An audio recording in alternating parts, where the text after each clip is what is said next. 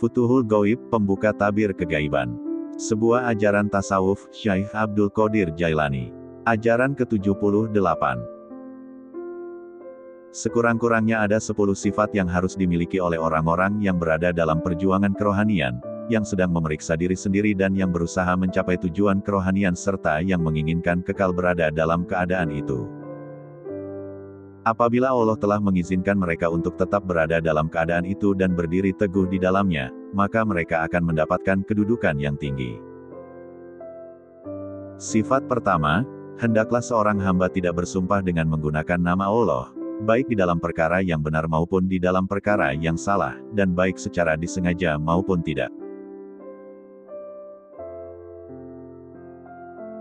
Jika ia telah menyadari hal itu, yakni ia tidak bersumpah dengan menggunakan nama Allah, baik secara disengaja maupun tidak, maka Allah akan membukakan pintu cahayanya baginya, ia akan menyadari faedahnya di dalam hatinya, pangkatnya di sisi Allah akan ditinggikan, kekuatan dan kesabarannya akan bertambah, sanak saudaranya akan memujinya dan tetangga-tetangganya akan memuliakan. Kemudian, orang yang kenal kepadanya akan menghormatinya dan orang yang melihatnya akan merasa gentar memandangnya. Sifat kedua, hendaknya tidak berbuat bohong, baik berbohong yang sesungguhnya maupun hanya sekedar lelucon saja.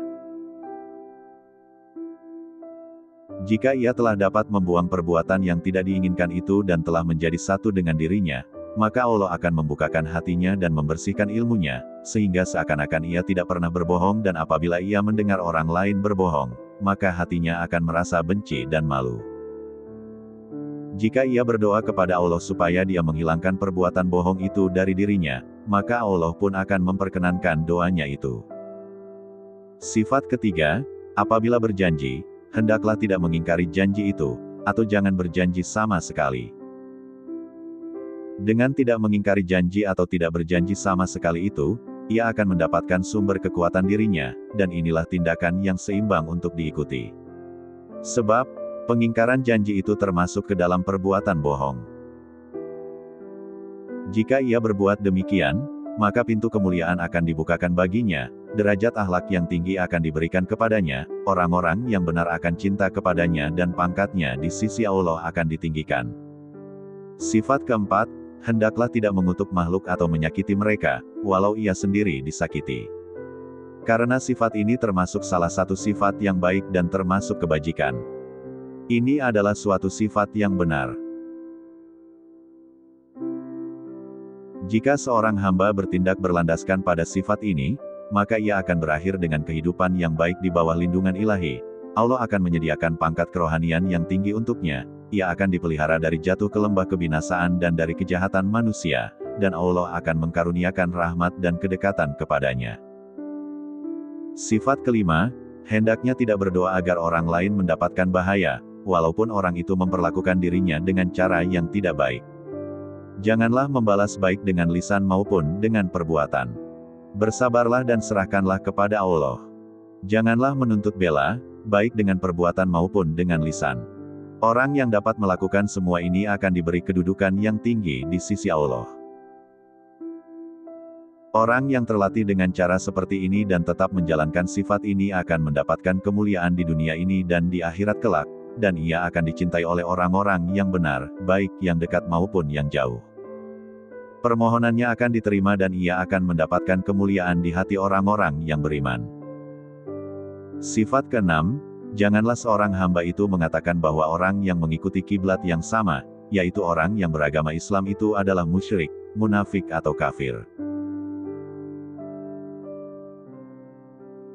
Jika kamu tidak mengkafirkan, memunafikkan atau memusyrikkan seseorang, maka itu menunjukkan bahwa kamu mengikuti sunnah Nabi besar Muhammad SAW, menjauhkan diri kamu dari berbuat kekacauan dalam perkara yang hanya diketahui oleh Allah saja dan menjauhkan diri dari siksaannya, serta Allah akan mendekatkan kamu kepada rahmat dan keridaannya.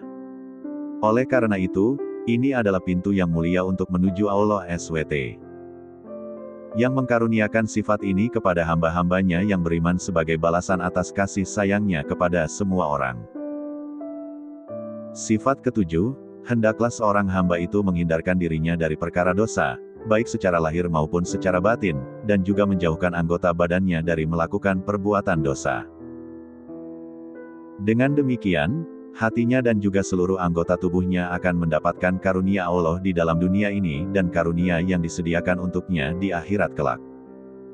Kita berharap semoga Allah memberikan sifat ini kepada kita dan membuang segala hawa nafsu keduniaan dari hati kita. Sifat ke-8, hendaklah seorang hamba itu tidak membebani seseorang, baik beban itu berat maupun ringan. Sebaliknya, hendaklah ia membuang beban yang ditanggung oleh seorang, baik itu meminta maupun tidak. Sebenarnya, sifat ini adalah suatu kemuliaan yang diberikan Allah kepada hamba itu dan sifat ini juga memberikan kekuatan kepadanya untuk menasehati orang lain supaya melakukan perbuatan baik dan meninggalkan perbuatan jahat. Ini adalah suatu kemuliaan bagi seorang hamba Allah. Hamba yang berada dalam peringkat ini akan memandang seluruh makhluk itu sama.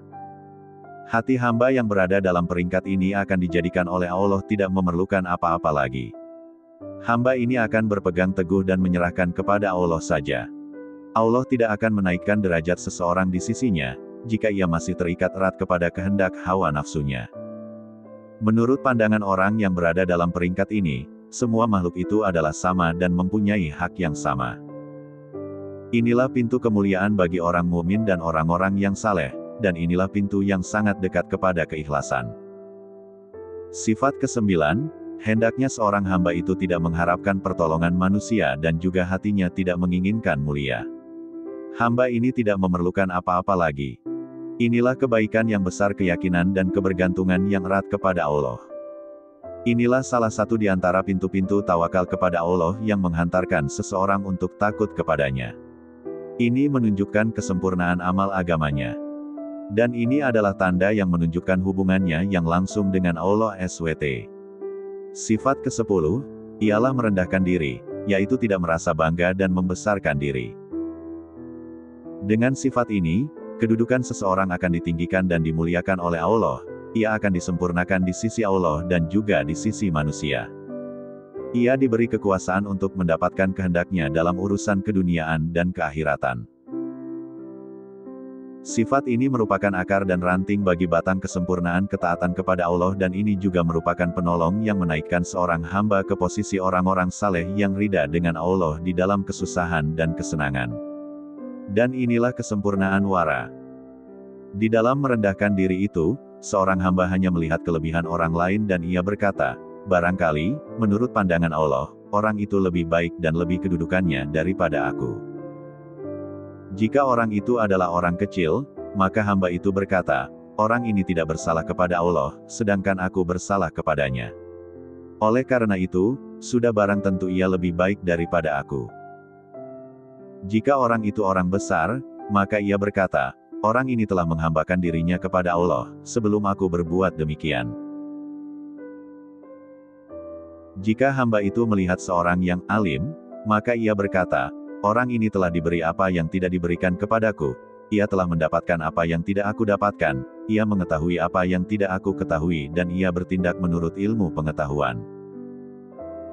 Jika orang itu orang jahil, maka hamba itu berkata, orang ini ingkar kepada Allah, karena ia jahil, sedangkan aku ingkar kepadanya, padahal aku berilmu.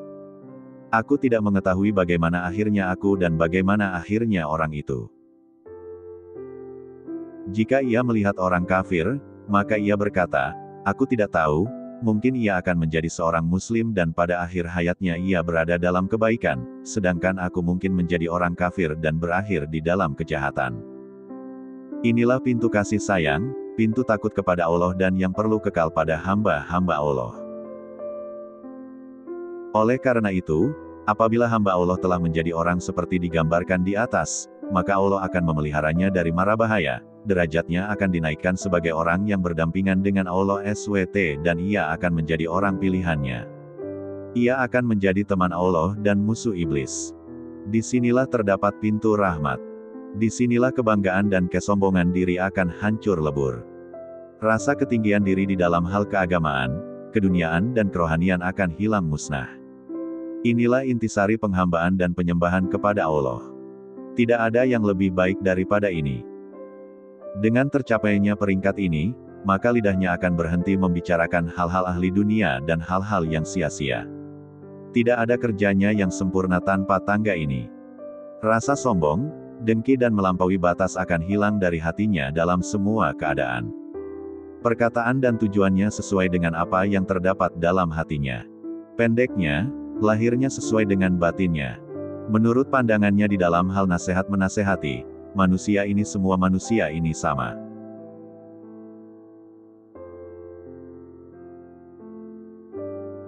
Di dalam memberikan nasihatnya, ia tidak pernah membuat perumpamaan tentang kejahatan dengan diri seseorang dan tentang tindakan baik dengan dirinya sendiri atau ia membicarakan kejahatan orang lain, dan ia tidak suka mendengar kejahatan orang lain dijadikan perumpamaan, karena hal itu akan membahayakan hamba-hamba Allah, menyusahkan mereka dan membawa kerusakan kepada sifatnya, kecuali mereka yang ditolong Allah dengan rahmatnya untuk memelihara lidah dan hatinya agar selamat. Bersambung ajaran ke-79.